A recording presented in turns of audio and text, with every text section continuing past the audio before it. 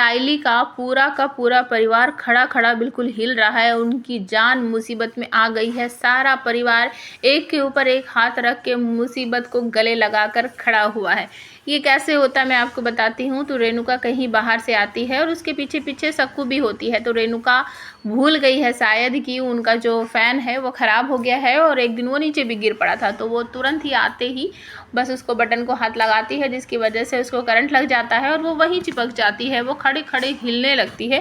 पीछे से सक्कू आती है, वो भी बिल्कुल नहीं देखती है और वो भी उसके कंधे पर हाथ रख देती है, वो भी चिपक जाती है।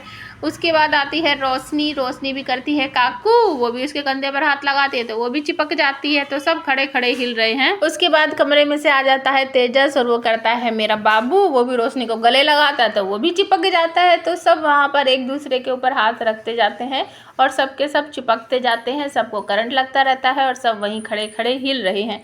तब बेचारी आ जाती है। तो रिया समझ तो जाती है कि इन सब लोगों के साथ कुछ गड़बड़ है, क्योंकि कोई कुछ बोल नहीं रहा है और बस एक दूसरे के कंधे पर हाथ रखकर सब हिल रहे हैं। समझ तो जाती है। तो वो शायद मेरे ख्याल से बाथरूम में से आती है, उसका टॉवल गीला होता है तो उसे ऐसा लगता है कि शायद मैं बीच में इन लोगों के हाथ पर अगर टॉवल फेंक कर खींचूंगी तो शायद ये एक दूसरे से इनका जो कनेक्शन है वो हट जाएगा। तो वो बेचारी टॉवल फेंकती है, लेकिन टॉवल गीला होने की वजह से वो भी चिपक जाती है। तो वो भी खड़े खड़े हिलने लगती है।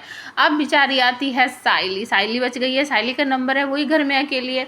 तो साइली जैसे ही किचन में से बाहर आती है तो देखती है कि सारे के सारे लोग खड़े हुए हैं और उनको शायद करंट लग गया है। तो वो किचन में से भागकर लाती है बेलना और रेणुका के हाथ पर जोर से मारती है खींचकर, और तभी सब लोग नीचे पड़ जाते हैं ज़मीन पर, क्योंकि उनको जो करंट लग रहा था, करंट में अगर वो चिपके हुए थे तो उनका कनेक्शन जो है वो हट जाता है। तो सारे के सारे लोग नीचे ज़मीन पर पड़े हुए हैं। तभी सचिन आता है और कहता है, साइली ये सब लोग नीचे ज़मीन पर धूल क्यों चाट रहे हैं? साइली कहती, नहीं सचिन, ये सब नीचे ज़मीन पर पड़े नहीं हैं, इन सब लोगों को ना करंट लग रहा था। तो सचिन और साइली सबको उठाते हैं धीरे धीरे करके। सब लोग सोफे पर बैठ जाते हैं। उसके बाद रेणुका शोर मचाने लगती है, तूने फूल वाली इतनी ज़ोर से मुझे मारा कि मेरा हाथ टूट गया, मेरे हाथ में दर्द हो रहा है। सचिन कहता है बाबा की बाई को, तू क्या बोलती है? तेरे सर पर साइली का हाथ था तो तू बच भी गई, नहीं तो आज सीधा ऊपर पहुंच जाती। तो सब कहते हैं कि हाँ बड़ा, सच में तू आ गई, तूने हम सबको बचा लिया, नहीं तो आज तो हमारी सबकी जान ही निकल जाती। ये सबको मौसी कहती है। उसके बाद रेणुका कहती है कि हाँ ठीक है, लेकिन इतना ज़ोर से मारने की क्या ज़रूरत थी, थोड़ा धीरे भी मार सकती थी तू।